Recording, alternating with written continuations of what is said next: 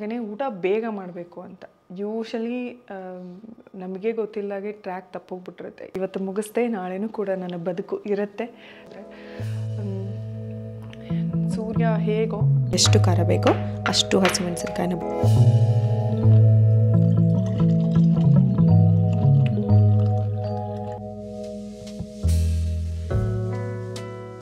Planning ಎಲ್ಲ free ಅನ್ನೋ ಥರದ್ದು ರಾತ್ರಿಗಳು ತುಂಬ ಕಡಿಮೆ.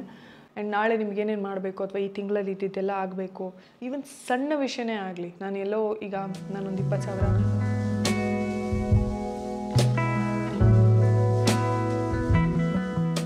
ಹಲೋ ಎಸ್, ಇವತ್ತು ನೈಟ್ ಕೇರ್ ರೊಟೀನ್ ವ್ಲಾಗ್ ಮಾಡ್ತಾಯಿದ್ದೀನಿ. ಇದೇನಪ್ಪ ನೈಟ್ ಕೇರ್ ರೊಟೀನ್ ವ್ಲಾಗ ಅಂತ ತುಂಬ ಜನಕ್ಕೆ ಅನಿಸ್ಬೋದು, ಆದರೆ ನಾನು ಹಿಂದೆ ಕೂಡ ಸುಮಾರು ಸಲ ಮಾಡಿದ್ದೀನಿ. ನೈಟ್ ಕೇರ್ ರೊಟೀನ್ ಅಂದ ತಕ್ಷಣ ಇದು ನೆಕ್ಸ್ಟ್ ಡೇಗೆ ತುಂಬ ಮುಖ್ಯ ಆಗುತ್ತೆ. ನೈಟ್ ಕೇರ್ ರೊಟೀನ್ ಅಂದರೆ ಇವತ್ತಿನ ದಿನ ಸಂಪೂರ್ಣ ಆಗಿ ನಾಳೆಯ ದಿನಕ್ಕೆ ನಾನು ರೆಡಿ ಆಗ್ತಾಯಿದ್ದೀನಿ. ಮೆಂಟಲಿ, ಫಿಸಿಕಲಿ, ಎಮೋಷನಲಿ, ಹಾಗೆಯೇ ಒಂದು ಆಶಾದಾಯಕ ಭಾವನೆ ಅಂತ ಹೇಳ್ತಾರಲ್ಲ. ಸೊ ಇವತ್ತು ಮುಗಿಸ್ದೆ, ನಾಳೆನೂ ಕೂಡ ನನ್ನ ಬದುಕು ಇರುತ್ತೆ. ಸೊ ಆ ಬದುಕಿಗೆ ಒಂದು ಪ್ಲ್ಯಾನ್ ಮಾಡ್ಕೊಳ್ಳುವಂಥದ್ದು ನೈಟ್ ಕೇರ್ ರೊಟೀನ್. ನನಗೆ ನೈಟ್ ಕೇರ್ ರೊಟೀನ್ ಅಂದ ತಕ್ಷಣ ಎಲ್ಲ ಇನ್ಕ್ಲೂಡ್ ಆಗುತ್ತೆ. ಫುಡ್, ಸ್ಕಿನ್, ಪ್ಲ್ಯಾನಿಂಗ್, ಡ್ರೀಮ್ಸ್, ಪ್ರತಿಯೊಂದು ಇನ್ಕ್ಲೂಡ್ ಆಗುತ್ತೆ ನನ್ನ ನೈಟ್ ಕೇರ್ ರೊಟೀನ್ ಅಂದರೆ. ಸೊ ಇವತ್ತಿನ ಒಂದು ಸಿಂಪಲ್ ನೈಟ್ ಕೇರ್ ರೊಟೀನ್ನ ಒಂದು ಎಳೆನ ನೀವು ನೋಡ್ಕೊಂಬರುವರಂತೆ. So let's start. ನಿಮ್ಮ ಸ್ಕಿನ್ ಟೈಪ್ಗೆ ಅನುಗುಣವಾಗಿ ಒಂದೊಳ್ಳೆ ಫೇಸ್ ವಾಶ್ನ ಬಳಸಿ. ಹಾಗೆಯೇ ನೈಟ್ ಸ್ಕಿನ್ ಕೇರಿಂದ ಬೆಳಗ್ಗೆಯಿಂದ ಸ್ಕಿನ್ಗಾದಂತಹ ಸ್ಟ್ರೆಸ್ ಎಲ್ಲ ರಿಕವರಿ ಆಗೋದಕ್ಕೆ, ಹೀಲ್ ಆಗೋದಕ್ಕೆ ಬೆಳಗ್ಗೆವರೆಗೂ ಅವಕಾಶ ಆಗುತ್ತೆ. ನಾನಿವತ್ತು ದ ಡರ್ಮಕೋರ್ ಅವರ 10% ನಯಾಸಿನಮೈಡ್ ಸಿರಮ್ನ ಬಳಸ್ತಾ ಇದ್ದೀನಿ. ಇದರಲ್ಲಿರುವ 10% niacinamide an active form of vitamin B3. ಇದು ಚರ್ಮದಲ್ಲಿರುವಂತಹ ಆಕ್ನೆ ಮಾರ್ಕ್ಸ್ನ, ಬ್ಲೆಮಿಷಸ್ನ ಕಡಿಮೆ ಮಾಡಿ ಈವನ್ ಟೋನ್ ಸ್ಕಿನ್ ಅಚೀವ್ ಮಾಡೋದಕ್ಕೆ ಸಹಾಯ ಮಾಡುತ್ತೆ. ಇದು ಲೈಟ್ ವೇಟ್ ಹಾಗೆಯೇ ಡೀಪ್ ಪೆನೆಟ್ರೇಷನ್ ಫಾರ್ಮುಲಾ ಇದರಲ್ಲಿ ಇರೋದ್ರಿಂದ it ensures better absorption of active ingredients, making every drop more effective than ever. ಇನ್ನು ಆಯಿಲಿ ಸ್ಕಿನ್ ಅವ್ರಿಗಂತೂ ಸಿಬಮ್ ಪ್ರೊಡಕ್ಷನ್ ಕಡಿಮೆ ಮಾಡಿ ಲಾರ್ಜ್ ಪೋಸ್ ಅಪಿಯರೆನ್ಸ್ನ ಕೂಡ ಕಡಿಮೆ ಮಾಡುತ್ತೆ. ಸೊ ಇಟ್ಸ್ ಬೆಸ್ಟ್ ಅಂತ ಹೇಳ್ಬೋದು. So get glowing, even toned and clear skin in just 3 to 4 weeks. ಒಂದೇ ದಿನಕ್ಕೆಲ್ಲ ಸರಿ ಹೋಗ್ಬಿಡಲ್ಲ, ಆದರೆ ಕನ್ಸಿಸ್ಟೆಂಟಾಗಿ ಯೂಸ್ ಮಾಡೋದ್ರಿಂದ ಡೆಫಿನೆಟ್ಲಿ ಡಿಫ್ರೆನ್ಸ್ನ ನೀವು ಕಾಣ್ಬೋದು. ಇನ್ನು ಪ್ರತಿ ಸಲ ನಾವು ಡರ್ಮಕೋರ್ ಅವರ ಪ್ರಾಡಕ್ಟ್ಸ್ ಪರ್ಚೇಸ್ ಮಾಡಿದಾಗ ಅವರ ಯಂಗ್ ಸೈಂಟಿಸ್ಟ್ ಇನಿಷಿಯೇಟಿವ್ ಪ್ರೋಗ್ರಾಮ್ ಕಡೆಯಿಂದ ಮಕ್ಕಳಿಗೆ ಸಹಾಯ ಆಗುತ್ತೆ. ಹಾಗೆಯೇ ಡರ್ಮಕೋರ್ ಅವರ ಎಲ್ಲ ಪ್ರಾಡಕ್ಟ್ಸ್ಗಳು ಫ್ರೇಗ್ರೆನ್ಸ್ ಫ್ರೀ. ಈ ಪ್ರಾಡಕ್ಟ್ ನಿಮಗೆ ಉಪಯೋಗ ಆಗುತ್ತೆ, ಸಹಾಯ ಆಗುತ್ತೆ ಪರ್ಚೇಸ್ ಮಾಡಬೇಕು ಅನ್ನೋದಾದ್ರೆ ಈ ಪ್ರಾಡಕ್ಟನ್ನು ಡರ್ಮಕೋರ್ ಅವರ ವೆಬ್ಸೈಟಲ್ಲಿ ನನ್ನ ಕೂಪನ್ ಕೋಡ್ನ ಬಳಸಿ 20% ಆಫ್ ಪಡಿಬಹುದು. Amazon, Nykaa, Flipkart and purple ಅಲ್ಲೂ ಕೂಡ ಪ್ರಾಡಕ್ಟ್ಸ್ ಲಭ್ಯ ಇರುತ್ತೆ. ಊಟ ಮಾಡಿಬಿಡ್ತೀನಿ. ಊಟ ಅಂದ ತಕ್ಷಣ ನಾನು ರೆಗ್ಯುಲರಾಗಿ ಎಲ್ರಿಗೂ ಹೇಳ್ತಾ ಇರ್ತೀನಿ. ಹಾಗೆಯೇ ನಾನು ಸುಮಾರು ಈ ಪ್ರಕೃತಿ ಚಿಕಿತ್ಸಾಲಯಗಳಿಗೆ ಹೋದಾಗ ನನಗೆ ಅವರು ಮುಖ್ಯವಾಗಿ ಹೇಳಿದ್ದು ಊಟದಲ್ಲಿ ಸೊಪ್ಪುಗಳನ್ನು, ತರಕಾರಿಗಳನ್ನು ಆ್ಯಡ್ ಮಾಡ್ಕೊಳ್ಳಿ, ಮಿಸ್ ಮಾಡಬೇಡಿ ಅನ್ನುವಂಥದ್ದು. ಹಾಗೆಯೇ ಊಟ ಬೇಗ ಮಾಡಬೇಕು ಅಂತ. ಯೂಶಲಿ ನಮಗೆ ಗೊತ್ತಿಲ್ಲಾಗೆ ಟ್ರ್ಯಾಕ್ ತಪ್ಪೋಗ್ಬಿಟ್ಟಿರುತ್ತೆ. ಎಲ್ಲಿ ತನಕ ಅಂದರೆ 11 ಗಂಟೆ 10 ಗಂಟೆ ಮೇಲೇ ಊಟ ಮಾಡ್ತೀವಿ ಎಲ್ಲರೂ. ಸೊ ಅದು ತುಂಬ ರಾಂಗ್. ನಾನು ಅವತ್ತು ತುಂಬ ನೀಟಾಗಿ ಎಕ್ಸ್ಪ್ಲೇನ್ ಕೂಡ ಮಾಡಿದೆ. ನೀವು ನನ್ನ ಹಳೆ ವೀಡಿಯೋಸ್ಗಳನ್ನೆಲ್ಲ ನೋಡಿದ್ರೆ ಸೂರ್ಯ ಹೇಗೋ ಆ ಥರ ನಮ್ಮ ಫುಡ್ ಸಿಸ್ಟಮ್ ಇರಬೇಕು ಅಂತ. ಸೊ ಬೆಳಗ್ಗೆ ಸೂರ್ಯ ಏನು ಸ್ವಲ್ಪ ಉದಯಿಸಿರ್ತಾರೆ ಅಂತಲೇ ಅಂದ್ಕೊಳ್ಳಿ, ಒಂದು ಮೀಡಿಯಮ್ ರೇಂಜಲ್ಲಿ ಇರ್ತಾರೆ. ಸೊ ಆ ಟೈಮಲ್ಲಿ ಒಂದು ಮೀಡಿಯಮಾಗಿ ಊಟ ಮಾಡಬೇಕು. ಇನ್ನು ಮಧ್ಯಾಹ್ನದ ಹೊತ್ತು ತುಂಬ ಚೆನ್ನಾಗಿ ಸೂರ್ಯ ನೆತ್ತಿ ಮೇಲಿರ್ತಾರೆ. ಸೊ ನಮ್ಮ ಜಠರಾಗ್ನಿ ಕೂಡ ಹಾಗೆ ಫುಲ್ ಆನ್ ಫೈರ್ ಆನ್ ಮೋಡಲ್ಲಿ ಇರುತ್ತೆ. ಸೊ ಚೆನ್ನಾಗಿ ಊಟ ಮಾಡಬೇಕು. ನೈಟ್ ಕತ್ಲಾಗ್ತಾ ಸೂರ್ಯ ಕಾಣೋದೇ ಇಲ್ಲ. ಐ ಥಿಂಕ್ ಸ್ಕಿಪ್ ಮಾಡಿ ಅಂತ ಹೇಳಲ್ಲ, ಬಟ್ ವೆರಿ ಲಿಮಿಟೆಡ್ ಆಗಿ ಊಟ ಮಾಡಿ ರಾತ್ರಿ ಅಂತ ಹೇಳ್ತೀನಿ. ಆಲ್ಸೋ ತುಂಬ ಜನ ಕೇಳಿದ್ರಿ, ನಿಮ್ಮ ತುಂಬ ಡ್ರಾಸ್ಟಿಕ್ಕಾಗಿ ವೆಯ್ಟ್ ರಿಡಕ್ಷನ್ ಕಾಣಿಸ್ತಾ ಇದೆ ನಿಮ್ಮಲ್ಲಿ ಅಂತ. ಅಫ್ಕೋರ್ಸ್ ನನಗೆ ಗೊತ್ತಾಗ್ತಾ ಇದೆ, ನಾನು ತುಂಬ ವೆಯ್ಟ್ ರೆಡ್ಯೂಸ್ ಆಗಿದ್ದೀನಿ. ತುಂಬ ಫಾಸ್ಟಾಗಿ ನಾನು ವೆಯ್ಟ್ ರೆಡ್ಯೂಸ್ ಆದೆ ಅಂತ ಹೇಳ್ಬೋದು. ಬಿಕಾಸ್ ತುಂಬ ಜನ ವೆಯ್ಟ್ ಪುಟಾನೇ ಆಗಲ್ಲ. ಪ್ರೆಗ್ನೆನ್ಸಿ ಟೈಮಲ್ಲೂ ನಾನು ನೋಡಿದ್ದೀನಿ, ತುಂಬ ಪುಟಾನೇನು ಆಗಿರಲ್ಲ. ಹಾರ್ಡ್ಲಿ ಒಂದು 5 to 10 kgs ಆಗಿರ್ತಾರೆ, ಬೇಗ ರೆಡ್ಯೂಸ್ ಆಗಿಬಿಡುತ್ತೆ. ಡೆಲಿವರಿ ಆದ ತಕ್ಷಣವೇ ಒಂದು 5-6 kg ಹೊರಟೋಗ್ಬಿಡುತ್ತೆ. ಇನ್ನು ಕೆಲವರು ತುಂಬ ವೆಯ್ಟ್ ಪುಟಾನ್ ಆಗ್ತಾರೆ, ಬಟ್ ಅದೇ ಕಂಟಿನ್ಯೂ ಆಗ್ತಾ ಹೋಗುತ್ತೆ. ಅಫ್ಕೋರ್ಸ್ ಮಗು ಆದಮೇಲೆ ನಮ್ಮ ಬಗ್ಗೆ ನಮಗೆ ನಿಜವಾಗ್ಲೂ ಯಾವುದೇ ಟೇಕ್ ಕೇರ್ ಅಂತ ಅನ್ನೋದೇ ಆಗಲ್ಲ. ಮೇ ಬಿ ಪ್ರತಿಯೊಂದೂ ಪಾಪು ಮೇಲೆ ಕಾನ್ಸಂಟ್ರೇಟ್ ಮಾಡೋ ಹಂಗಾಗುತ್ತೆ. ಫಸ್ಟ್ 6 months ಅಂತೂ ತುಂಬಾ ಅಂತ ಅನಿಸುತ್ತೆ. ಸೊ ಆ ಟೈಮಲ್ಲಿ ನೆಗ್ಲೆಕ್ಟ್ ಮಾಡಿದ್ದು ಹಾಗೆ ಕಂಟಿನ್ಯೂ ಆಗ್ತಾ ಹೋಗುತ್ತೆ. ಬಟ್ ನನ್ನ ವಿಷಯದಲ್ಲಿ ನಾನು ದಪ್ಪ ಆದೆ, ಬಟ್ ಫಾರ್ಚುನೇಟ್ಲಿ ಬೇಗನೆ ರಿಡ್ಯೂಸ್ ಆದೆ. ಅದಕ್ಕೆ ನನಗೆ ತುಂಬಾ ಸಹಾಯ ಮಾಡಿದಂಥ ಕೆಲವು ವಿಷಯಗಳು ಏನಂದರೆ, ನಾನು ಡೆಲಿವರಿ ಆಗಿ ಒಂದು 2-3 ಡೇಸ್ ಸ್ವಲ್ಪ ಸುಮ್ಮನೆ ಇರ್ಬೋದು ಅಷ್ಟೇ. ಸೊ ಇಮಿಡಿಯೇಟಾಗಿ ನಾನು ನಾರ್ಮಲಾಗಿ ನನ್ನ ಆ್ಯಕ್ಟಿವಿಟೀಸ್ ಏನಿತ್ತು ಅದನ್ನು ಮಾಡ್ಕೊಳ್ಳೋದಕ್ಕೆ ಶುರು ಮಾಡಿದೆ. ಆ್ಯಂಡ್ ಇವಾಗಲೇ ನಾನು ಆ್ಯಕ್ಚುಲಿ ಎಕ್ಸಸೈಸ್ನ ಸ್ವಲ್ಪ ನೆಗ್ಲೆಕ್ಟ್ ಮಾಡ್ತಾ ಇದ್ದೀನಿ. ಬಟ್ ಬಿಗಿನಿಂಗ್ ಡೇಸಲ್ಲಿ I think after some 8 to 9 weeks ಆದಮೇಲೆ ನನ್ನ 3rd, 4th, 5th month of post partum ಟೈಮಲ್ಲಿ ತುಂಬ ಚೆನ್ನಾಗಿ ನಾನು ವರ್ಕೌಟ್ ಮಾಡಿದೆ. ಅದರಲ್ಲೂ ರಾಜಾರಾಣಿ ಶೋ ಬೇರೆ ನಡೀತಾ ಇತ್ತು. ಆವಾಗ ಡ್ಯಾನ್ಸ್ ಪ್ರಾಕ್ಟೀಸ್ ಎಲ್ಲ ಮಾಡಿದೆ. ಸೊ ಅದು ನಂಗೆ ತುಂಬಾ ಹೆಲ್ಪ್ ಮಾಡ್ತು ಅಂತ ಹೇಳ್ಬೋದು. ಆ್ಯಂಡ್ ಊಟದಲ್ಲಿ ಎಲ್ಲ ರೀತಿಯಾದಂಥ ಪೋಷಕಾಂಶಗಳು ಇರೋ ಹಾಗೆ ನೋಡಿಕೊಂಡೆ. ಬಟ್ ಅಫ್ಕೋರ್ಸ್ ಸ್ವಲ್ಪ ಸ್ವೀಟ್ ಜಾಸ್ತಿ ತಿನ್ನಬೇಕು ಅಂತೆಲ್ಲ ಅನ್ನಿಸ್ತಾ ಇತ್ತು. May be I don't no hormonal issues ಅಥವಾ ಸ್ವಲ್ಪ ವ್ಯತ್ಯಾಸ ಇದ್ದೇ ಇರುತ್ತೆ. ಅದರೊಟ್ಟಿಗೆ ಬೇಗ ಊಟ ಮಾಡ್ತಾಯಿದ್ದೆ ನಾನು. ಆ್ಯಂಡ್ ಈವನ್ ನಾನು ಅದನ್ನು ಈಗಲೂ ಮೇಂಟೈನ್ ಮಾಡ್ತಾಯಿದ್ದೀನಿ.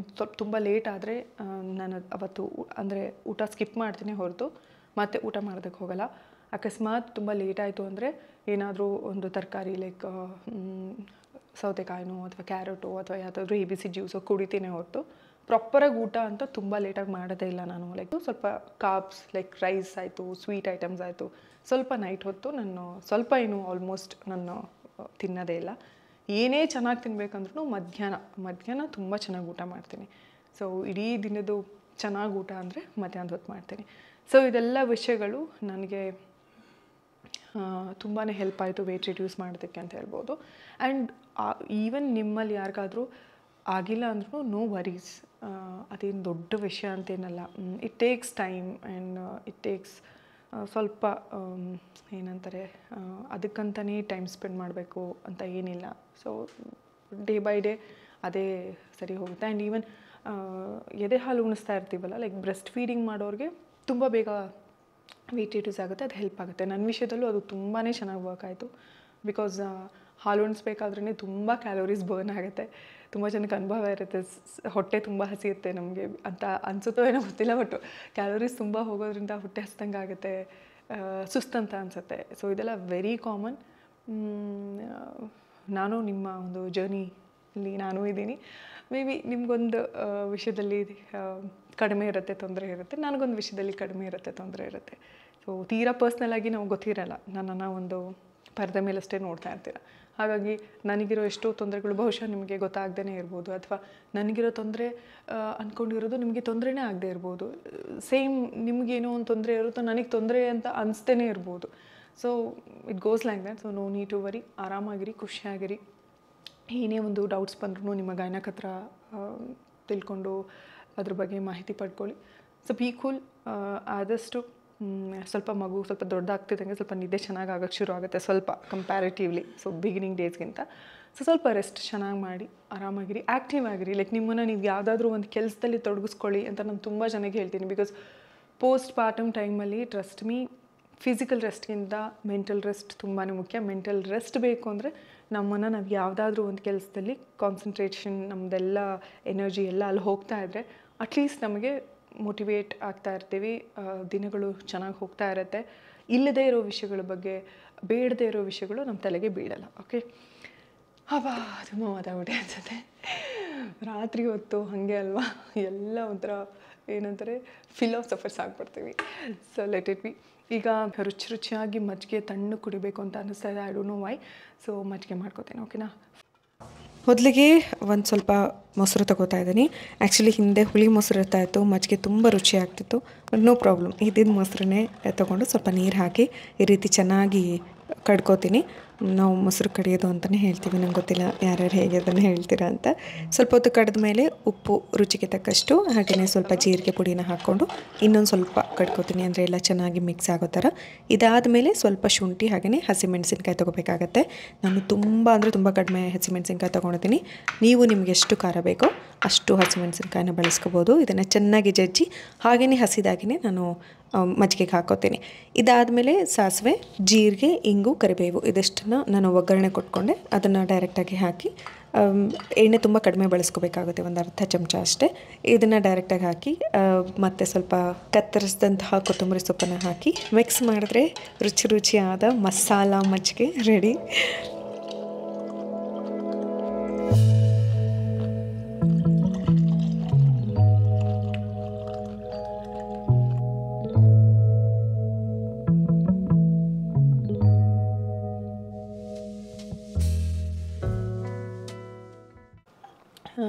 ನಾಳೆಗೆ ಏನಾದರೂ ನಿಮಗೆ ಗೊತ್ತು, ನಾನು ಸುಮಾರು ಸಲ ಬೆಂಗಳೂರಲ್ಲಿದ್ದಾಗ ಇದನ್ನು ಮಾಡ್ತಿದ್ದೆ. ಇಲ್ಲಿಗೆ ಬಂದಮೇಲೆ ಸ್ವಲ್ಪ ಕಡಿಮೆ ಅನ್ನೋದಕ್ಕಿಂತ ನೆಗ್ಲೆಕ್ಟೇ ಮಾಡ್ತಾಯಿದ್ದೀನಿ ತುಂಬ ವಿಷಯಗಳನ್ನು. ಯಾಕಂದರೆ ಯೂಶ್ವಲಿ ಅಮ್ಮ ಅಥವಾ ಸುಮ್ಮ ಯಾರಾದರೂ ಮಾಡಿಟ್ಬಿಟ್ಟಿರ್ತಾರೆ ಎಲ್ಲದನ್ನು. ಬಟ್ ಇವತ್ತು ನನ್ನ ರೆಗ್ಯುಲರ್ ನೈಟ್ ಕೇರ್ ರೊಟೀನ್ನ ಒಂದು ಫ್ಲೋ ತೋರಿಸ್ತಾ ಹೋಗ್ತೀನಿ. ನಿಮಗೆ ಗೊತ್ತು, ಸ್ವಲ್ಪ ಮೊಳಕೆ ಕಾಳನ್ನು ನೆನೆ ಹಾಕೋತೀನಿ, ಸ್ವಲ್ಪ ಹೆಸರು ಕಾಳು, ಹಾಗೆಯೇ ಬಾದಾಮಿನ ನೆನೆ ಹಾಕ್ತೀನಿ.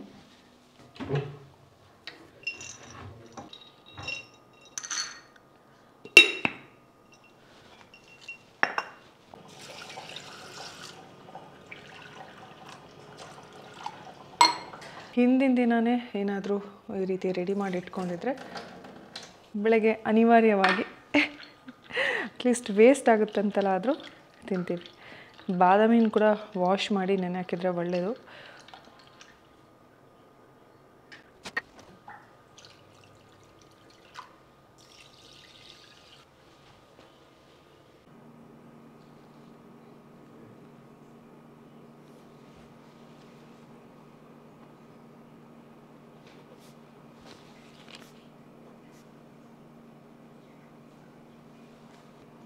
ಇನ್ನೂ ನನ್ನ ನೈಟ್ ಕೇರ್ನ ಕೊನೆಯ ಹಂತ ಏನಂದರೆ, ನನ್ನ ನೈಟ್ ರೊಟೀನ್ನ ಕೊನೆಯ ಹಂತ ಏನಂದರೆ, ನಾಳೆಗೆ ಏನೇನು ಪ್ಲ್ಯಾನ್ ಮಾಡ್ಕೊತಿದ್ದೀನಿ ಅದನ್ನು ಬರ್ಕೊಳ್ಳೋದು. ಯೂಶ್ವಲಿ ನನಗೆ ತೀರಾ ಏನು ಪ್ಲ್ಯಾನಿಂಗೇ ಇಲ್ಲ, ಫ್ರೀ ಅನ್ನೋ ಥರದ್ದು ರಾತ್ರಿಗಳು ತುಂಬ ಕಡಿಮೆ. ಬಿಕಾಸ್ ಯೂಶ್ವಲಿ ನಾನು ವ್ಲಾಗ್ಸ್ ಅದನ್ನೆಲ್ಲ ಕಂಟಿನ್ಯೂಸ್ ಆಗಿ ಶೂಟ್ ಮಾಡ್ತಾನೇ ಇರೋದ್ರಿಂದ ನನಗೆ ಏನಾದರೂ ಒಂದು ಪ್ಲ್ಯಾನಿಂಗ್ ಇದ್ದೇ ಇರುತ್ತೆ. ನಾನು ಈ ಹಿಂದಿನ ವ್ಲಾಗಲ್ಲೂ ಸುಮಾರು ಸಲ ಹೇಳಿದ್ದೀನಿ, ಈಗಲೂ ಹೇಳ್ತಾ ಇದ್ದೀನಿ, ಯಾರಿಗೇ ಆಗಲಿ ನಾವೇನಾದರೂ ಮಾಡಬೇಕು, ಸಾಧಿಸಬೇಕು ಅಂದ ತಕ್ಷಣ ಎಲ್ಲರೂ ಏನೋ ದೊಡ್ಡ ಇದು ಆಗೋದಕ್ಕಾಗಲ್ಲ. ಬಟ್ ನಾವು ಇದ್ದಿದ್ರಲ್ಲೇ ನಮ್ಮ ಕೈಲಿ ಆದಷ್ಟು ನಾವೇನಾದರೂ ಮಾಡ್ತಾನೆ ಇರಬೇಕು. ಅಂದರೆ ಮುಖ್ಯವಾಗಿ ಬೇಕಾಗಿರೋದು ಪ್ಲ್ಯಾನಿಂಗ್. ಬರೀ ತಲೆಯಲ್ಲಿ ಪ್ಲ್ಯಾನಿಂಗ್ ಇದ್ದರೆ ನಿಜವಾಗ್ಲೂ ಅದು ವರ್ಕೌಟ್ ಆಗೋಲ್ಲ. ಸೊ ಆಲ್ವೇಸ್ ನೀವೊಂದು ಡೈರಿನೋ ಒಂದು ನೋಟ್ಬುಕ್ಕನೋ ನೀವು ದಯವಿಟ್ಟು ಇಟ್ಕೊಳ್ಳಿ. ನಿಮ್ಗೊಂದು ಒಳ್ಳೆ ಕೋಟ್ ನೋಡಿದ್ರೂ ದಯವಿಟ್ಟು ಅದನ್ನು ಬರ್ಕೊಳ್ಳಿ. ನಿಮಗೇನಾದರೂ ಒಂದು ಆಲೋಚನೆ ಬಂತು ಅಂದ್ರೂ ಆ ಆಲೋಚನೆನ ನೋಟ್ ಮಾಡಿ.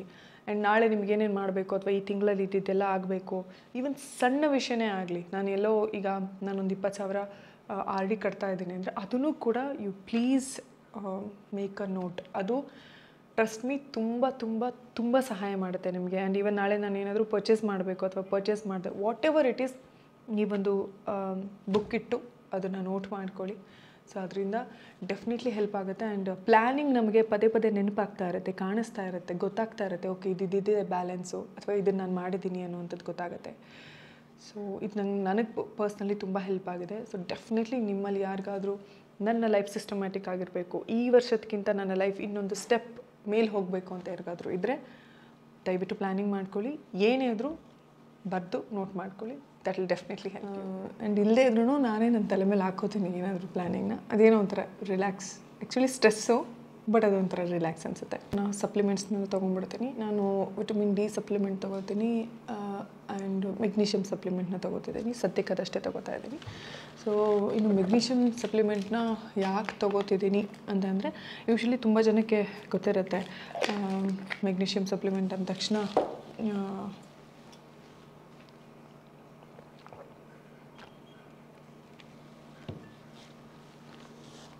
ಸುಮಾರು ವಿಷಯಗಳಿಗೆ ಅದು ಸಹಾಯ ಮಾಡುತ್ತೆ. ತುಂಬ ಜನಕ್ಕೆ ಮಿಸ್ಕನ್ಸೆಪ್ಷನ್ ಇದೆ ದಟ್ ಮೆಗ್ನೀಷಿಯಮ್ ಸಪ್ಲಿಮೆಂಟ್ನ ತೊಗೊಳ್ಳೋದ್ರಿಂದ ಹಾಲು ಚೆನ್ನಾಗಿ ಬರುತ್ತೆ ಅಂತ. ನೋ, ಆ್ಯಕ್ಚುಲಿ ಡೈರೆಕ್ಟ್ಲಿ ಮೆಗ್ನೀಷಿಯಮ್ ಸಪ್ಲಿಮೆಂಟ್ಗೂ ಅದಕ್ಕೂ ಸಂಬಂಧ ಇಲ್ಲ, ಆದರೆ ಇಂಡೈರೆಕ್ಟಾಗಿ ಸಂಬಂಧ ಇದೆ. ಹೇಗೆಂದರೆ ಮೆಗ್ನೀಷಿಯಮ್ ಬಂದು this mineral relaxes muscles. So ನಮ್ಮ ಬಾಡಿಯಲ್ಲಿರೋ ಸ್ಟ್ರೆಸ್ನ ಮತ್ತು ಮಸಲ್ ಏನಾದರೂ ಸ್ಟ್ರೆಸ್ಸಲ್ಲಿದ್ದರೆ ಎಲ್ಲದನ್ನು ರಿಲ್ಯಾಕ್ಸ್ ಮಾಡೋದ್ರಿಂದ ಸೊ ಬಾಡಿ ಒಂಥರ ಕಾಮ್ ಡೌನ್ ಆಗುತ್ತೆ. ಬ್ಲಡ್ ಪ್ರೆಷರ್ ಆಗಲಿ, ಬ್ಲಡ್ ಶುಗರ್ ಆಗಲಿ, ಇದನ್ನೆಲ್ಲ ರೆಗ್ಯುಲೇಟ್ ಮಾಡುತ್ತೆ. ಸೊ ಆವಾಗ ಆಟೋಮೆಟಿಕ್ಕಾಗಿ ಈಗ ಹೇಗೆ ಪೀಸ್ ಆಫ್ ಮೈಂಡ್ ಇದ್ದರೆ ಒಳ್ಳೊಳ್ಳೆ ಐಡಿಯಾಗಳು ಹೇಗೆ ಬರುತ್ತೋ ಹಾಗೆ ನಮ್ಮ ಬಾಡಿ ರೆಸ್ಟಲ್ಲಿ ಒಂಥರ ರಿಲ್ಯಾಕ್ಸ್ ಆಗಿ ಸ್ಟ್ರೆಸ್ ಫ್ರೀ ಆದ ತಕ್ಷಣ ಆಟೋಮೆಟಿಕ್ಕಾಗಿ ಚೆನ್ನಾಗಿ ಹಾಲು ಉತ್ಪತ್ತಿ ಆಗುತ್ತೆ. ಸೊ ಹಾಗಾಗಿ ಇಂಡೈರೆಕ್ಟಾಗಿ ಮೆಗ್ನೀಷಿಯಮ್ ಸಪ್ಲಿಮೆಂಟ್ ತೊಗೊಳೋದ್ರಿಂದ ಅದೊಂಥರ ಬೆನಿಫಿಟ್ ಅಂತ ಹೇಳ್ಬೋದು. ಇನ್ನು ನಾನು ಆ್ಯಕ್ಚುಲಿ ಅದ್ರ ಬಗ್ಗೆ ಓದ್ತಾ ಇದ್ದೆ. ನನಗಿದಷ್ಟೇ ಗೊತ್ತಿತ್ತು, ಬಟ್ ಸುಮಾರು ವಿಷಯಗಳು ಅದೇ ನಾನು ನೈಟ್ ರುಟೀನಲ್ಲಿ ಏನು ಮಾಡ್ತೀನಿ ಅಂದರೆ ಇದನ್ನೇ ಮಾಡ್ತೀನಿ. ಲೈಕ್ ತುಂಬ ವಿಷಯಗಳ ಬಗ್ಗೆ ನಮಗೆ ಗೊತ್ತಿರಲ್ಲ ಅಂದರೆ ನಮ್ಗೆ ಏನೋ ಗೊತ್ತು 0% ಆ್ಯಕ್ಚುಲಿ ನಮ್ಗೆ ಲೈಫ್ ಬಗ್ಗೆ ಗೊತ್ತಿರೋದು. ಸೊ ಏನಾದರೂ ಈ ಥರ ನಾನು ಯೋಚನೆ ಮಾಡಿದಾಗ ಓಕೆ ಇದನ್ನು ಏನಕ್ಕೆ ಮಾಡಬೇಕು, ಅದನ್ನು ಏನಕ್ಕೆ ಮಾಡಬೇಕು, ಇದನ್ನೇ ಓಕೆ ಇಷ್ಟಕ್ಕೆ ನಾವು ತೊಗೋತಾ ಇರೋದು, ಇನ್ನೇನಾದರೂ ಅದ್ರ ಬೆನಿಫಿಟ್ಸ್ ಇದೆನಾ, ಇನ್ನೇನಾದರೂ ಅಡ್ವರ್ಸ್ ಎಫೆಕ್ಟ್ಸ್ ಇದೆನಾ, ಇನ್ನೇನು ಮಾಡ್ಬೋದು, ಈ ಥರದ್ದು ನಮಗೆ ಕ್ವೆಶನ್ಸ್ ಬರ್ತಾ ಹೋಗುತ್ತೆ. ಸೊ ಅದು ತುಂಬ ಸಲ ಅದು ಬರೀ ನೆನಪಲ್ಲಿ ಇಟ್ಕೊಂಡೇ ನಾನು ಮಾತಾಡ್ತೀನಿ ಅಥವಾ ನೆನಪಲ್ಲೇ ಹಾಗೆ ಇರುತ್ತೆ ಅಂದರೆ ಅದಾಗಲ್ಲ. So what I do is ಅದನ್ನು ಬರ್ಕೋತೀನಿ ನಾನು.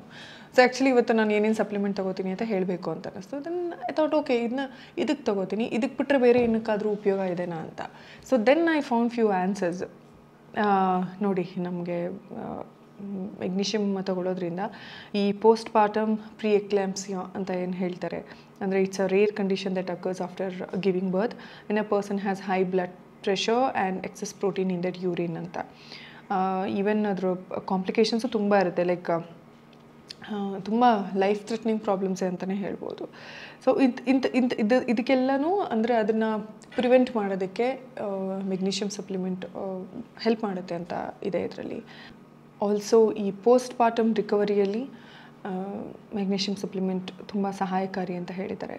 ಸೊ ಚೆನ್ನಾಗಿ ನಿದ್ದೆ ಬರೋದಕ್ಕೆ ಮತ್ತು ಅದರ ಬಾಡಿ ಫ್ರೀ ಆಗೋದಕ್ಕೆ, ಇದಕ್ಕೆಲ್ಲದಕ್ಕೂ ಸ್ಟ್ರೆಸ್ ಫ್ರೀ ಆಗೋದಕ್ಕೆ, ಇದಕ್ಕೆಲ್ಲದಕ್ಕೂ ಈ ಥರ ಸಪ್ಲಿಮೆಂಟ್ ಹೆಲ್ಪ್ ಮಾಡುತ್ತೆ ಅಂತಾರೆ. ಹಾಗಂತ ಮತ್ತು ನೀವೆಲ್ಲರೂ ತೊಗೊಳೋದಕ್ಕೆ ಶುರು ಮಾಡಬೇಡಿ, ಜಸ್ಟ್ ನಾನೇನು ತೊಗೋತಿದ್ದೀನಿ ಅಂತ ಹೇಳಿದೆ. ಆಲ್ಸೋ ಯಾವುದೇ ಸಪ್ಲಿಮೆಂಟನ್ನು ನೀವು ಯೂಸ್ ಮಾಡಬೇಕು ಅನ್ನೋದಾದರೆ ದಯವಿಟ್ಟು ನಿಮ್ಮ ಡಾಕ್ಟ್ರನ್ನ ಕೇಳಿ ಆನಂತರ ತೊಗೊಳ್ಳಿ. ಯಾಕಂದರೆ ನನಗೆ ಸಹಾಯ ಆಗಿರೋದು ಇನ್ನೊಬ್ಬರಿಗೆ ಇನ್ನೊಂದೇನೋ ದೊಡ್ಡ ಅಡ್ವರ್ಸ್ ಎಫೆಕ್ಟ್ ಆಗಿಬಿಡ್ಬೋದು. ಸೊ ಹೀಗೆ ನಾನು ಇದೆಲ್ಲದನ್ನು ಏನಕ್ಕೆ ಹೇಳಿದೆ ಅಂದರೆ, ಸೊ ಇದೆಲ್ಲ ಕಲಿಕೆ ನಂದಾಗೋದು ನೈಟ್ ಹೊತ್ತು. ಈಗಂತಲ್ಲ, ಮುಂಚೆಯಿಂದನೂ ಅದೇ. ಈಗ ಜೇನು ಬಂದ ಮೇಲಂತರೂ ಇದು ಜಾಸ್ತಿ ಆಗಿದೆ. ಅದು ಇತ್ತೀಚೆಗೆ ಈಗೊಂದು 3-4 ತಿಂಗಳಿಂದ ಅಂತೂ ಇನ್ನೂ ಜಾಸ್ತಿ ಆಗಿದೆ. ಬಿಕಾಸ್ ಜೇನು ಮಲಗಿದ ಮೇಲೇ ನನಗೆ ಪ್ರಾಪರಾಗಿ ಕೆಲಸ ಮಾಡೋದಕ್ಕಾಗೋದು. ಇನ್ನು ಎಷ್ಟೊಂದು ಶೂಟಿಂಗ್ಗಳನ್ನು ಕೂಡ ನಾನು ನೈಟ್ ಹೊತ್ತೇ ಮಾಡ್ಕೋತಾ ಇದ್ದೀನಿ. ಬಿಕಾಸ್ ಆ ಟೈಮಲ್ಲಿ ಅವ್ರು ರಿಲ್ಯಾಕ್ಸ್ ಆಗಿ ಮಲಗಿದಾಗ ನನಗೇನಾದರೂ ಕೆಲಸ ಮಾಡೋದಕ್ಕೆ, ಸ್ವಲ್ಪ ಯೋಚನೆ ಮಾಡೋದಕ್ಕೆ, ಎಡಿಟಿಂಗ್ ಮಾಡೋದಕ್ಕೆ, ಆ್ಯಂಡ್ ಈವನ್ ಥಂಬ್ನೇಲ್ ಎಡಿಟಿಂಗ್ ಇದೆಲ್ಲದೂ ನಡೆಯುತ್ತೆ. ಆ್ಯಂಡ್ ಈವನ್ ವ್ಲಾಗ್ ಮಾಡ್ತೀನಿ ಅಷ್ಟೇ ರ್ಯಾಂಡಮಾಗಿ ಮಾಡೋದಕ್ಕಾಗಲ್ವಲ್ಲ. ಇವತ್ತು ನಾಳೆ ಏನಾದರೂ ಅಡುಗೆ ಮಾಡ್ಕೋತೀನಿ ಅಂದರೆ ಏನು ಮಾಡ್ಕೋತಿದ್ದೀನಿ, ಅದಕ್ಕೆ ಇಂಗ್ರೀಡಿಯೆಂಟ್ಸ್ ಏನು ಹಾಕಬೇಕು, ಏನಾದರೂ ಡಿಫ್ರೆಂಟಾಗಿ ಮಾಡ್ಬೋದಾ, ಆ್ಯಂಡ್ ಫ್ಲೋ ಹೆಂಗೆ ಬರಬೇಕು ವ್ಲಾಗ್ದು, ನಾಳೆಗೆ ಏನಾದರೂ ರೆಡಿ ಮಾಡಿ ಇಟ್ಕೊಳ್ಳೋದಿದ್ದೇನಾ. ಸೊ ಇದೆಲ್ಲದೂ ಕೂಡ ನೈಟ್ ಹೊತ್ತೇ ಮಾಡ್ಕೋಬೇಕಾಗುತ್ತೆ. ಬೆಳಗ್ಗೆ ಎದ್ದೇನಾದರೂ ಹೊಸದೇನಾದರೂ ಪಟ್ ಅಂತ ಮಾಡ್ತೀನಿ ಅಂದರೆ ಡೆಫಿನೆಟ್ಲಿ ಆಗೋಲ್ಲ. So planning is very very important ನನಗಂತೂ. ಹಾಗಾಗಿ ಎಲ್ಲದನ್ನು ನೈಟ್ ಮಾಡ್ಕೋತೀನಿ.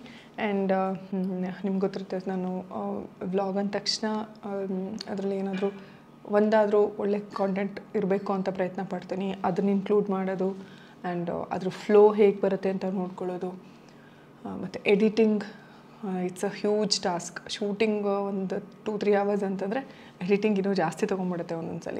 ಆ್ಯಂಡ್ ತಮ್ನೇಲೆಲ್ಲ ಕ್ರಿಯೇಟ್ ಮಾಡೋದು, ಆ್ಯಂಡ್ ನಾನು ಯಾವುದಾದ್ರೂ ಪ್ರಮೋಷನ್ಗಳನ್ನು ಮಾಡ್ತಾಯಿರ್ತೀನಿ. ಸೊ ಅವ್ರದ್ದು ಹೇಗೆ ಫ್ಲೋ ಮಾಡ್ಕೊಳ್ಳೋದು, ಆ್ಯಂಡ್ ಅದ್ರದ್ದು ನನಗೇನೇನು ಬೆನಿಫಿಟ್ ಅನ್ನಿಸ್ತು ಅದ್ರ ಬಗ್ಗೆ ಹೇಳೋದು. ಸೊ ಇದೆಲ್ಲದೂ ಒಂದು ಹೋಲ್ ಪ್ರೋಸೆಸ್.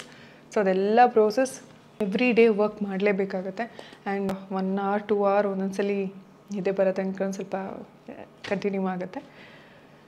ಎಸ್, ಇದಾಗಿತ್ತು ನನ್ನ ನೈಟ್ ಕೇರ್ ರೂಟೀನ್. ಹೋಪ್ ಈ ವ್ಲಾಗ್ ನಿಮಗೆ ಇಂಟ್ರೆಸ್ಟಿಂಗ್ ಅನ್ನಿಸ್ತು ಅಂತ ಭಾವಿಸ್ತಾ ಇವತ್ತಿನ ವ್ಲಾಗ್ ಮುಗಿಸ್ತಾ ಇದ್ದೀನಿ. Lots of love. ಇದನ್ನು ಮೇ ಬಿ ನಾನು ಮಾರ್ನಿಂಗ್ ಆದರೂ ಪೋಸ್ಟ್ ಮಾಡ್ಬೋದು, ನೈಟ್ ಆದರೂ ಪೋಸ್ಟ್ ಮಾಡ್ಬೋದು. ಬಟ್ ಇದು ನನಗೆ ನೈಟ್ ಆಗಿರೋದ್ರಿಂದ ಗುಡ್ ನೈಟ್, ಸ್ವೀಟ್ ಡ್ರೀಮ್ಸ್.